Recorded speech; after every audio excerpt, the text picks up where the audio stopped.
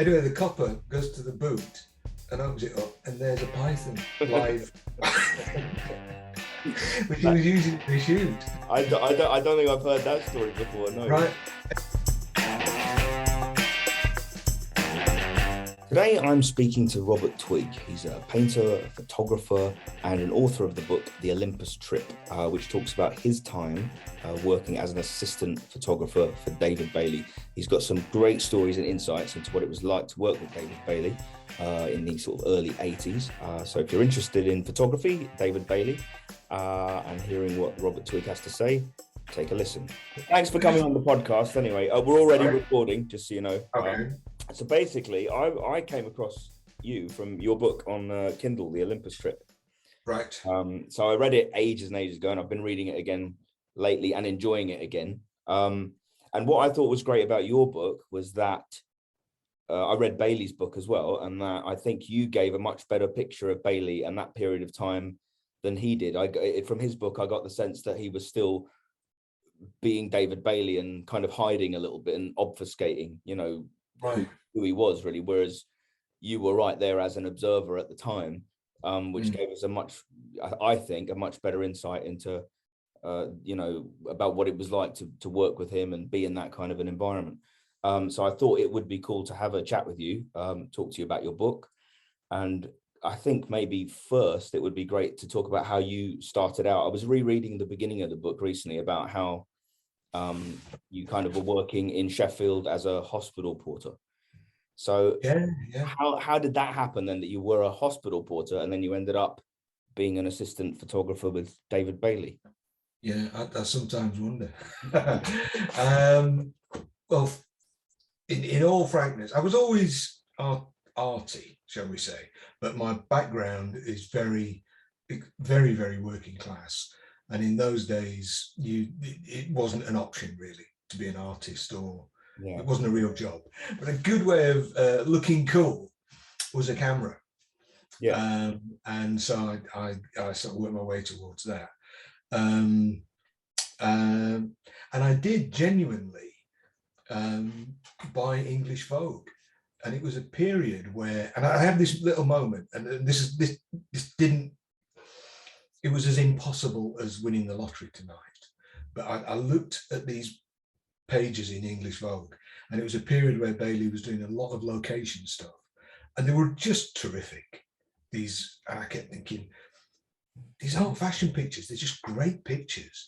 And there's this little tiny byline, and that really excited me. So that kind of lived in my head. But I took the long sort of dumbass route, or the only route, by going to foundation college and then college, which was it was great in so much as that I met the person that was the two people that were instrumental in getting me the job. But the college itself I came out just as a really, really good table football player. I remember you saying that. Yeah. To this day, it's just muscle memory or whatever it is. But as for learning anything about photography, not much.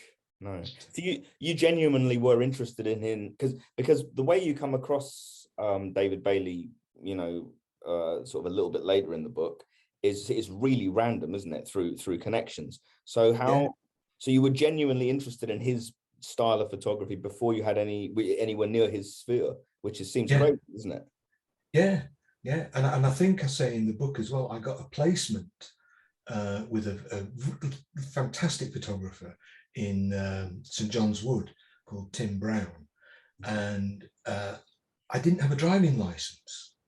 And I was out there for a few weeks, but he said, "Why haven't you got a driving license? What happens if you get a job with David Bailey?"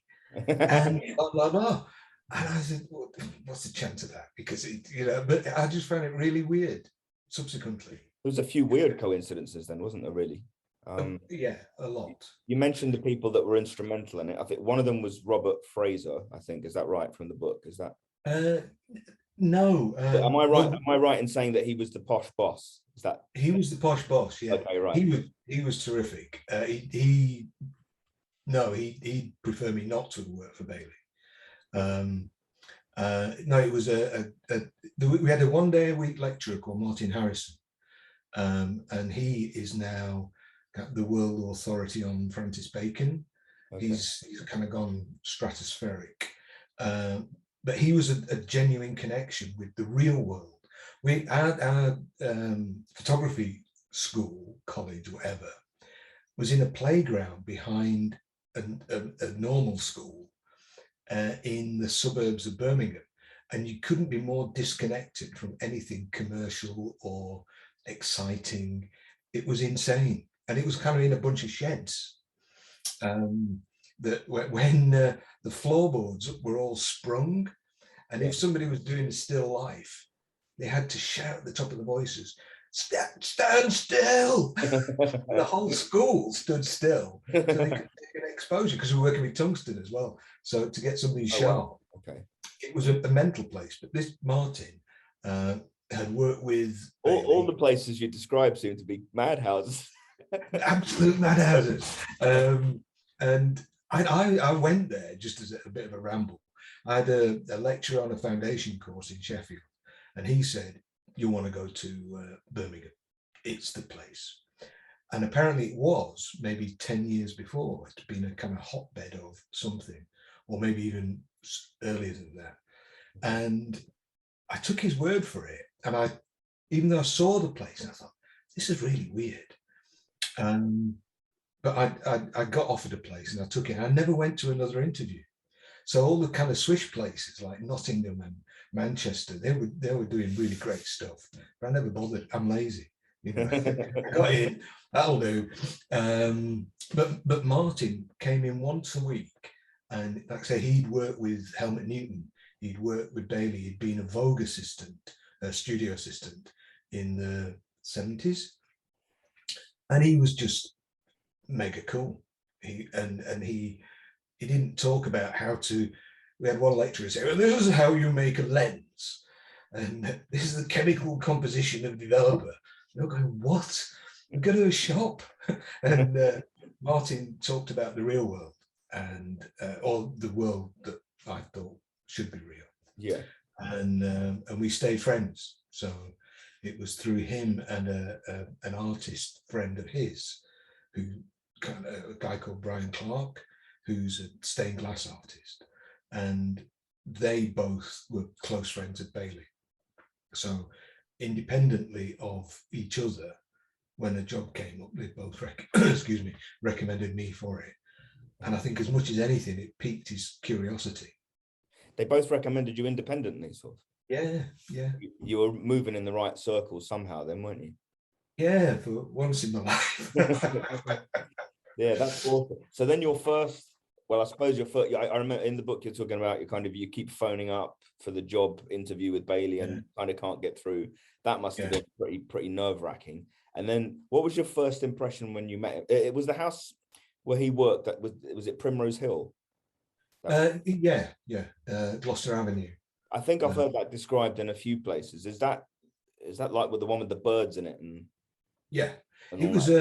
It's Gloucester Avenue is a whole terrace of Regency Terrace, and his was just. It looked like a jungle. The outside was just covered in ivy, really dense and what have you. And in the basement there were hyacinth macaws, which were very loud. And so we worked from there. What was it? So you've got different floors. You got the birds, and then what on the first floor on the sort of ground floor, that was the photography studio, was it? And then they lived upstairs as well. Yeah. Okay. There'd been the studio, which I mean, amazing what we got done in there. What you can do in a small space with one Bowens light or two. Yeah. Because it got a million cameras, but bugger all lighting. And but it was it had been a through living diner, but it boarded up the windows and put bars on. Was that just to keep the light out, or was that a secure? I guess the bars were. Both, yeah. Okay, because it sounds like a crazy, like, because I was reading the book, I'm seeing it from your perspective as turning up to a job each day, and it sounds like a really like a dungeon to go and work in, you know. Well, the walls were painted blood red. Yeah. And the hall, so you walked in, as I remember it, a solid door. I'm just trying to think if it was steel or not. And but the ground floor had the studio, and then there was an off shot at the back, and the office was in there. But then you went downstairs to the kitchen, the dark room, and the birds, and upstairs to Bailey's domain. Because when you think of David Bailey and birds, that's not what springs to mind, is it?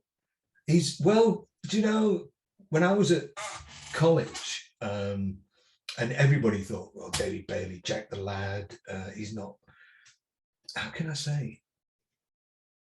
I always liked him, but you know, there's this public persona that he was not a real photographer. He was a playboy type thing. Yeah.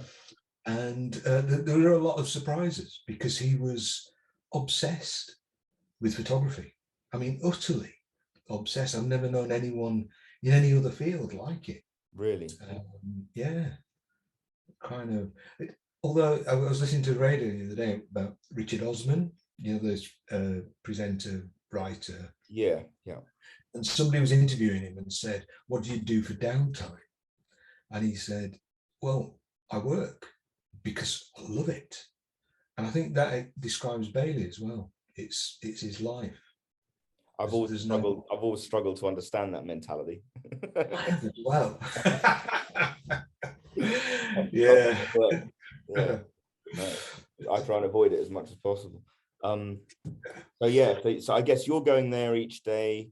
How I remember him talking about, it's weird when you're hearing him describe how he got into photography, because it happens just rapidly for him, doesn't it? He just like, he's right in the heart of everything almost immediately, from what I've read. I know he worked for a guy called John French. That's it, yeah. But even that was pretty much his first job, but that was right in the heart of fashion straight away, wasn't it? Yeah.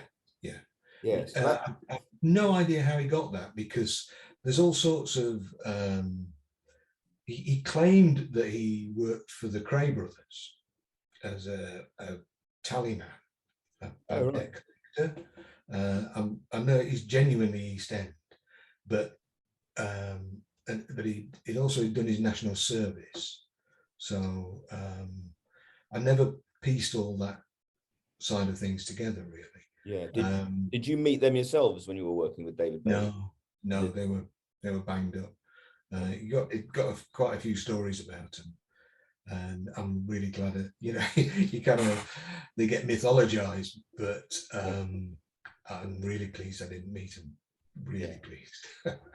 I can understand that. Yeah. So back to the glamour side of things then. That were you what year? This was the 80s, wasn't it, that you were working with him? This was 81. Yeah. 81. At what point was he with, because I know at some point I think Marie Helvin was living in that house as well. All through around the same time. Yeah. Okay, because that must have been a crazy environment for her to be in, because she's this glamorous model, and she comes into that with the birds, and I think I've read the cats. And the cats. Oh, the cats, business everywhere. About the cats. And the kind of strange thing was Caesar, or Cesare, who's the housekeeper. Oh, okay. It was this gay Brazilian guy. Oh, that sounds fantastic. But he'd lived with Bailey forever, and he was kind of for a long time. He was part of the household, and he was more in charge than Bailey was in the house. Oh, okay. It was quite, you did what Caesar said, or you got in his black books. So he was a good guy, a lovely guy. Is that because Bailey didn't want to have to deal with the day-to-day running of things and wanted to focus on photography, and he just let him deal with it? Exactly. It must have been, yeah. Because I think I say in the book, the minute we got in, we did. I worked it out, something like 2/3 of the time I was there, we were not there. We were abroad. And the minute we got in the cab to go to Heathrow, he was a different bloke. all Really? those stresses or whatever, the domestic side had gone, and he was great. So he was much more comfortable on traveling, because when you, I mean, the first time, so you arrived, what was your first impression then when you arrived? Because very soon after you arrive at the house and you meet him, I think, is it the next day you're off to Paris with him? Virtually. Crazy, isn't it? I think there might have been a week, but not working. So I went and had the interview, and he I don't know if he did it deliberately, but I mean, these days, you know, we've all got a bit of a beard or stubble and stuff like that. But this really sweaty, disheveled thing opened the door, and he used to have a hole in his tooth, right at the gum level. Okay. And the tooth was dead, but he'd stick a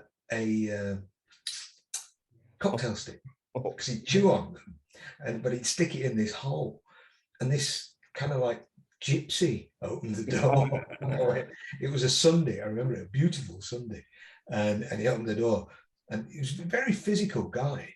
You know, you sort of, oh, okay, and but he was strong, or he had a physical presence to him, or physical presence. I don't know if he was strong, but the very physical presence. They say this about lots of people: oh, heads turn when you walk in a room. Yeah. And I thought that as down the years,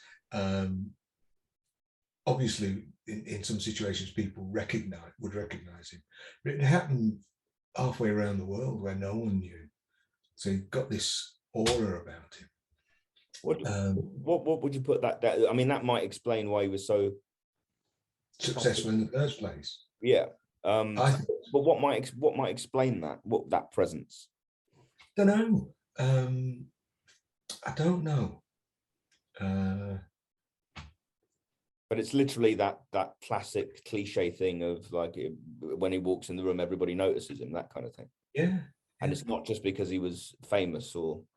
No, I was going to say all good looking, but at that point it sounds like he's sweaty and hairy and with a toothpick. Yeah, but the minute he shaved and showered, yeah, he was almost back to his best.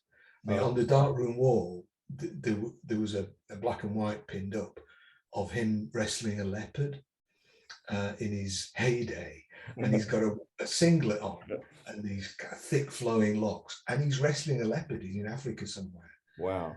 And he's just gorgeous. Yeah, absolutely gorgeous. You can see him when he's younger that he's quite striking looking, isn't he? But if you couple that with whatever his physical presence was, then that's quite a combination, really.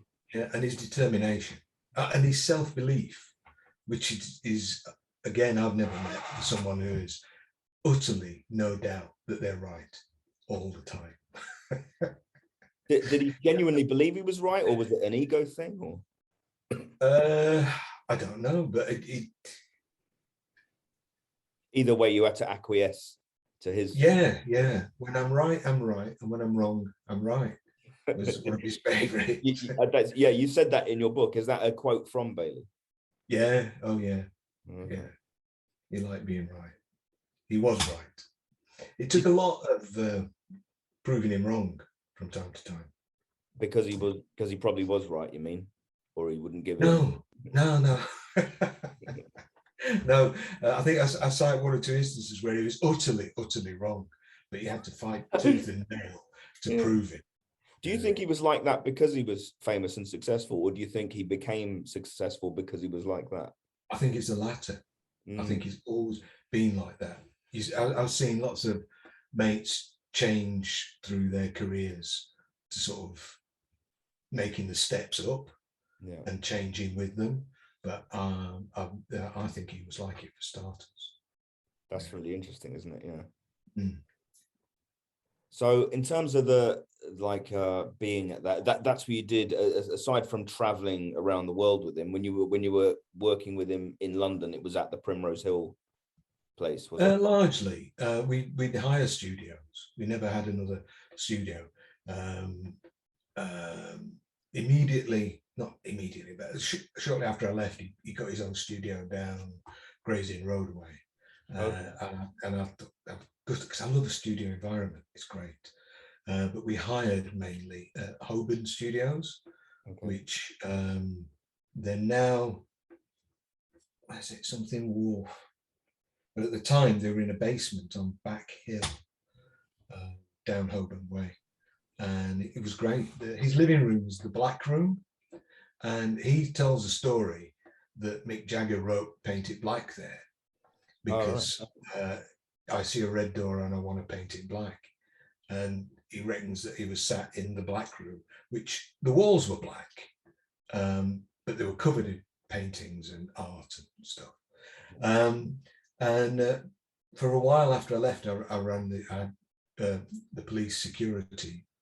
I was their contact if there was a burglary or something. And the last time I was in the house, there wasn't, the alarm had gone off, but there was no burglary. It was probably the cats. And the Black Room was Laura Ashley. Totally. It was beautiful and it's fresh and clean. You know, these huge windows. But I just stood there, I thought, wow. And it's, you know, Bacon's studio was moved to Dublin. And I felt it had that kind of resonance to it, or should have. You know, it was an extraordinary room. So that was, do you think that was her influence? Was that... Oh, 100%, yeah. Okay. I'm sure. Yeah, he didn't just suddenly go all Laura Ashley for no reason. No. No. You never know. Yeah, you did. So you did talk about a few of your adventures when you're traveling around, and then he had the bit that kind of caught my attention as well as he had a couple of rules, didn't he? You talk about how one of the assistant photographer he had before you was chucked out because he broke a few of the rules. So what were the rules that he had, and how did you avoid, or did you did you avoid? Yeah, I avoided them. What were they? They were you don't take photographs. That's my job, or his job. You when I'm right, I'm right. When I'm wrong, I'm right. And you don't the models, because that's my job too. His job. And when he's right, like I said, I stood my ground when I knew I was right. There was no time to take pictures. It was really heartbreaking, but we just worked endlessly. I'll come back to that later, but it wasn't quite literally non-stop. And as for the third commandment, yeah, well, you just don't get a look in anyway. So no, I think you missed out on an evening with Kelly LeBrock, didn't you? Oh yeah, well, I imagine so. We again, yeah, it was. I'm only hesitating because you think, am I doing her a disservice by my imagination? But we got on very well on this trip in Haiti. Like just to the extent where at some point we were arm wrestling over dinner. And I think that's a good sign. Yeah, and the makeup artist Regis said, you know, what are you doing? What are you doing? She's crazy for you. And I thought, well, always generally lacking in confidence or self-esteem on a lot of levels, and of course being happily married. Of course. But I just thought, no, this is madness. Look at it for a start, and look at me now. And of course the old rule, and I think that was our second or third trip, so I was still on shaky ground. Okay. But anyway, yeah, and but when I showed no interest, I think we were there for about 10 days, and after about 3 days she just stopped and took off with somebody else, I think. I mean, she might be out there going to sue me, I don't know. But she seemed to make close friends with, they call them geos, because we were at a club, Club Med. Okay. Remember Club Med? I remember the name, yeah. Yeah, it was kind of a compound fantasy. But the geos were the equivalent of kind of redcoats. Okay. except that they were just like With the Adonises. wandering about in trunks. Mm.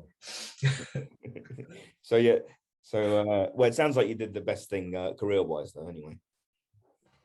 Oh yeah, of course. I don't know whether he would have sacked me or not, but he certainly. My predecessor was Dan Donovan, who was Terry Donovan's son.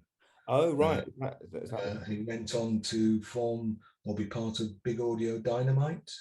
okay? Remember Big I Audio don't know Dynamite? that, but I know Terry. Yeah. Yeah, Of a band in the. I think they did all right. And he was. Dan was just dreadfully good looking. God's truth. He was a handsome lad. I may presume he still is. Yeah, he was Maybe good. that's why he got thrown out of the house. No, I think he got, well, as I was told, I only met him very briefly once a couple of years later, but I was told that he'd broken the model rule, Okay. and that was that.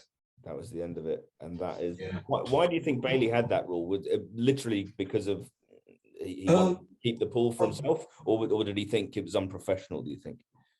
I think he's really at heart is a complete control freak. Okay. You belong to him, and you do. I mean, I still have enormous respect and fondness for him, even after all this time. But he ruled your life, and the minute you're out of his life, or if you transgressed, you were out, and the minute you stepped out, you were gone. So he was, in that sense, he was quite with his, I guess, with his work, he was quite ruthless then. Yeah. Was he like that on a personal level as well? Like, I mean, with friends and things. I mean, or was he like was he a loyal friend, or if you annoyed him, you were out in the same way? I don't know that. I've never thought about that. I know that he's. I'm just wondering if it's a work ethic thing or if it's a personality thing. Do you know what I mean? Yeah, I don't think they're separate with Bailey, but I've never known him. Sort of, it's different. I've never. It's a good question. I've never known him break off a friendship and ditch somebody, and he was always very, very proud that he was still very close friends with his ex-wives and his girlfriends and so on. People who'd been close to him, so he always held that dear. Well, that's a good trait, though, isn't it? That they could still be friends and things as well. That's yes. Yeah. So you said we would come back to kind of the workload and that aspect of it. It must have been really intense. And if he was a control freak and you're working intensely, you must have been with him, like, I guess 24 hours a day, really, sometimes. Virtually. So many times he'd turn around and say, "Where are you going?" I said, "I'm going home. It's 9 o'clock at night." Or yeah, he said, "Why? What are you going out for?" He knew he was having a laugh. But I like anybody, you get into work and you want half an hour to yourself. So I started getting in earlier. And my wife worked in central London. She was a nurse in, I can't remember the hospital. Anyway, central London hospital. It'll come to me. So I quite often drop her off in town and then drive back. And it started to get earlier and earlier because no matter what time I got in, he'd be up. Once he knew I was coming in earlier, because he lived there as well, so you're not going to escape it. No. And he was a bit of an insomniac. So it would be, I'd take a coffee upstairs and the day would start. But his energy was extraordinary. And across all, he wasn't painting then. I know he's painted in the later years. But whether it was, actually, no, we weren't into film either at the time. But but documentary photography, fashion photography, portraits. It was on it all the time, and I processed all the film once I got in my. That must have been nerve-wracking, wasn't it? Once I got college out of the way, you think you've learned everything, and then you start processing, and you have not learned anything, and it was extremely nerve-wracking, and I screwed up twice, big time, really, like salvageable, but oh my god, type thing. And what was his response to that? To practically get in and solve it, or to blame you and fleece you for it? Let me think. The first time, actually, we did have toe-to-toe screaming rows much later on when we were sort of more solid, and because we did get on very well, I believe. You'd have to with somebody like that, wouldn't you? You'd have to get on with it. Yeah. Or else not be there. Yes, indeed. But the two occasions I remember, the first one, he was really kind because it was early. It was one of the first studio jobs we did. And we worked out, because he'd never seen anything like this mistake, and neither had I. And we had to work it out. So that was quite good. The other one, which was much later, and I still don't know what I did wrong, but he went silent, and it was kind of, because it was I don't know if you know the photographer Brassai. I've heard of it. Yeah. It was, I think it was the last portrait he ever had done before he died. Oh. We were in the south of France, and I wasn't allowed in. So it was a huge honor for Bailey to do this, and I screwed it up. The negs were just printable, and I don't know what I did, but I managed to, a hair's breadth of total ruin. Wow. That wasn't. No, that wasn't a good moment in time. Yeah, I don't know if I'd have the stomach for going in and developing David Bailey's photos. You gotta have nerves of steel. Oh, well, I was a lot younger. One thing was quite exciting. He bought a camera. He got a million different cameras, and he bought a plate camera. You know, the old Victorian with the cloth on the head. Yeah. But the film size was 11 by 14 inches. Okay. So you're looking at, you're looking at, and there were no developing tanks for that. How do you do it? Yeah. So I had to process them in a tray in the dark. But then you've got all sorts of problems like getting scratched, or the first thing we found was tiny pinholes where the developer, something had settled. They hadn't been agitated enough. And I thought, I can't agitate these enough, because if they start to get scratched, but then little chemicals. So that was we got it right in the end. But stuff like that it was challenging. It's still fun I mean, I can't imagine that there'd be any environments left like that now where you can experiment to that degree.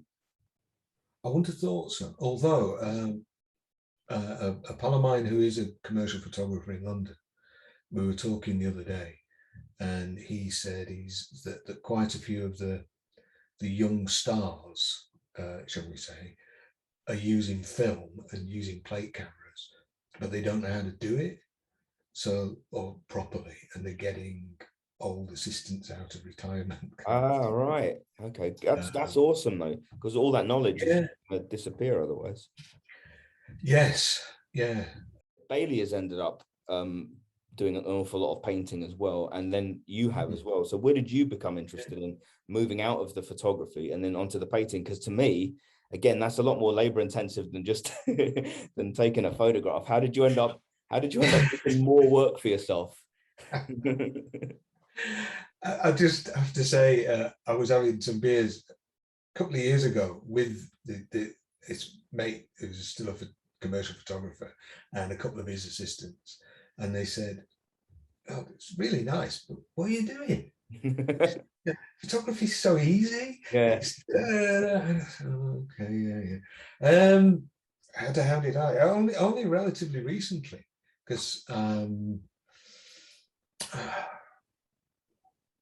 don't know, to be honest. I fell out of either love or confidence, or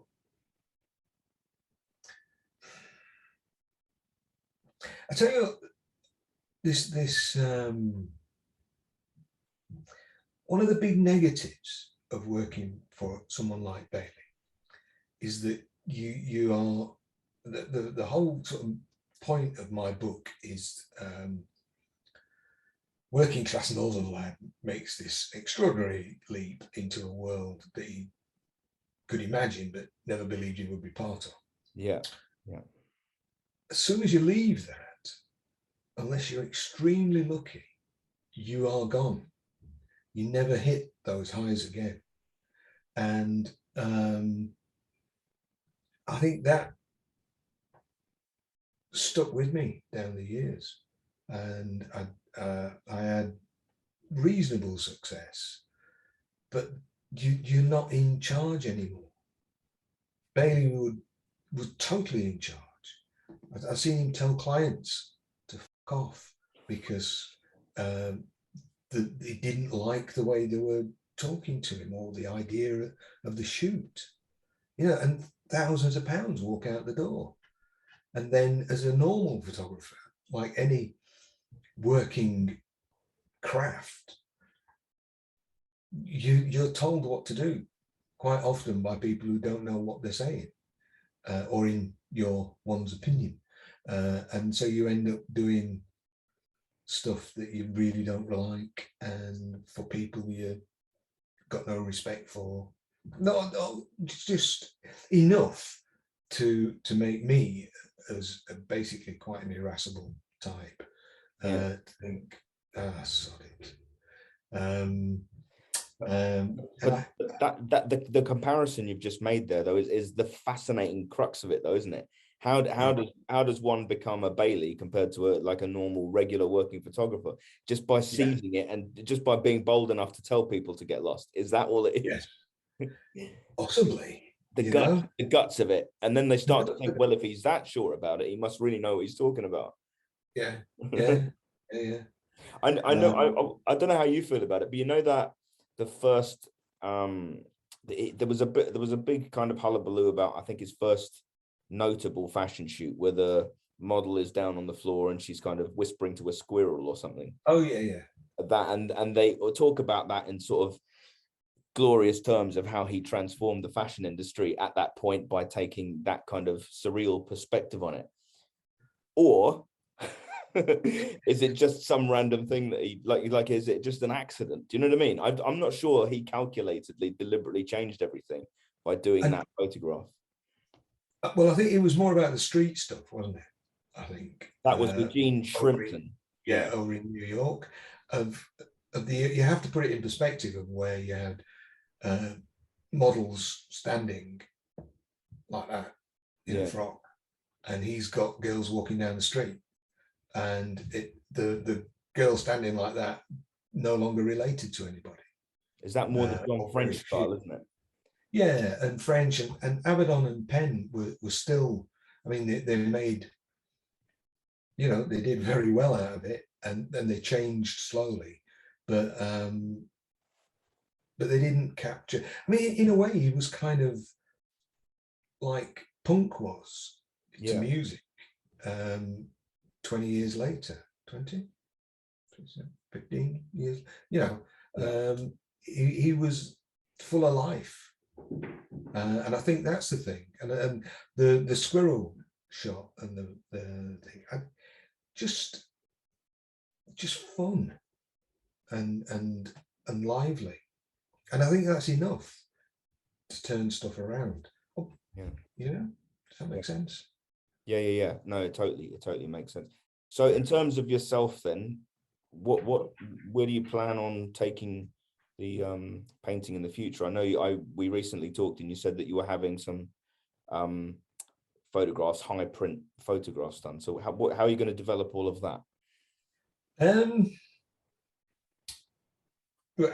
in the middle of an enforced break because we're moving physically from the north of England to Scotland. So I'm taking a break and reassessing what I started painting only 4 years ago. Okay. So I've kind of been, I went on a very brief course, and now so I've been teaching myself in effect.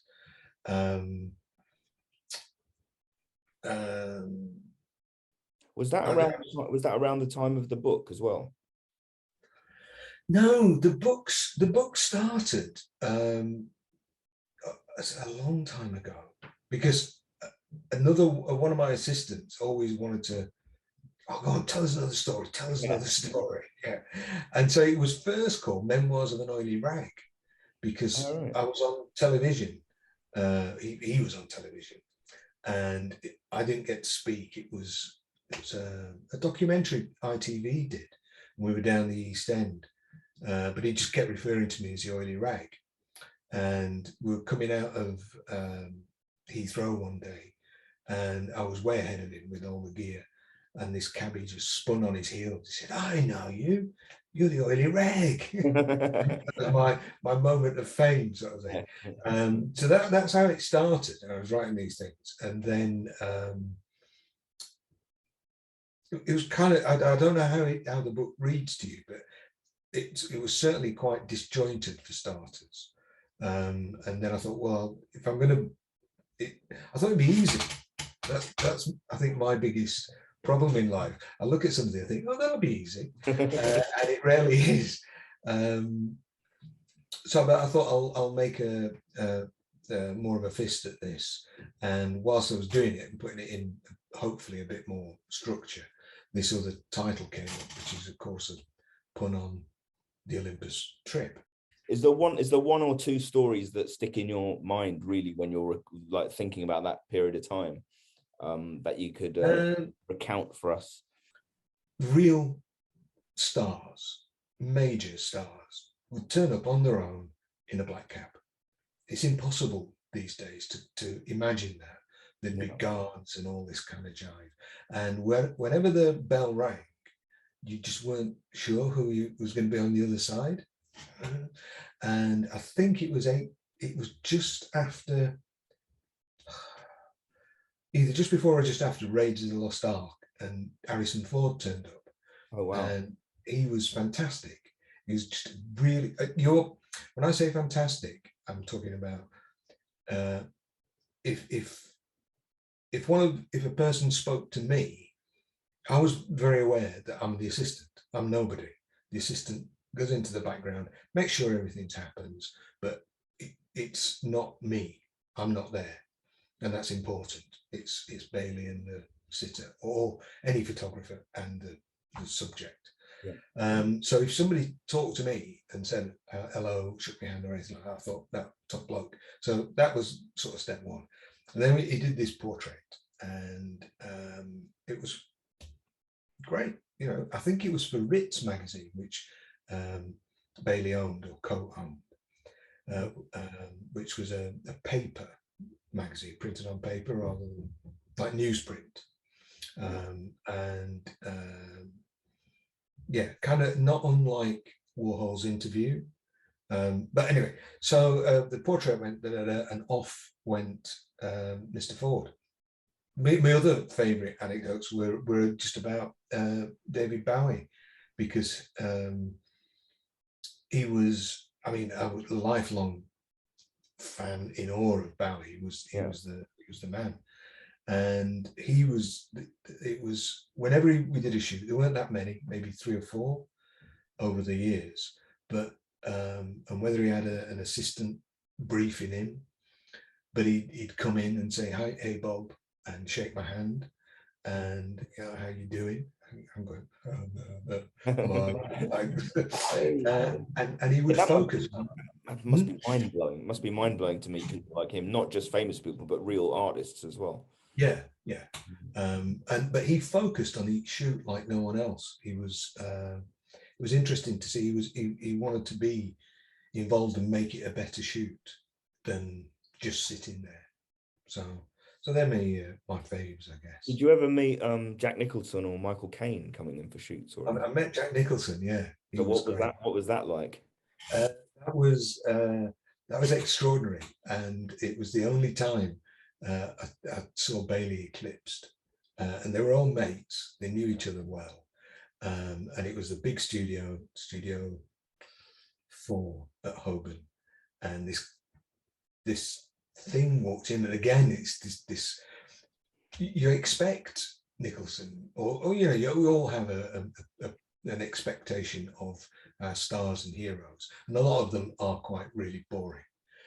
But he wasn't. This thing walked in the room with Angelica Houston, who was extraordinary, and I got to take their picture.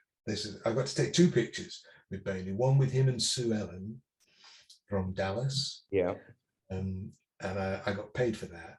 And one with him and Jack and Angelica. Literally one click. I might have seen that. I think I've seen that. All right. Yeah. I'm sure I've seen it somewhere. And I've still got somewhere the one of him and Sue Ellen. It went in a Sunday magazine, but I never got the picture of him and Jack. In the 60s, he had 3 studios going at the same time, and he 3 shoots at the same time, and he'd drive between them, do the shoot, and then drive on, and while everything was being changed and so on. Wow. And he had a Rolls Royce, and because he was young, he got pulled up by the coppers one day as he's hurtling from one shoot to the next. Yeah. And he said, "Is this your car, sir?" He said, yeah, of course. "Well, if it is, you'll know what's in the boot." He said, "Yeah, a python." And is that in his book? I don't think I've heard that story before. No. Right. Anyway, the copper goes to the boot and opens it up, and there's a python live, which he was using in the shoot. That's a version of ID. Yeah. But I got a million stories of his when we were together, but they were his stories from his time. Yeah. So I pointedly didn't use them because they're not mine to tell, really. I really appreciate your time. It's been great. So thanks very much for coming on. Welcome. Thank you. Take care. Take care of yourself. Bye-bye.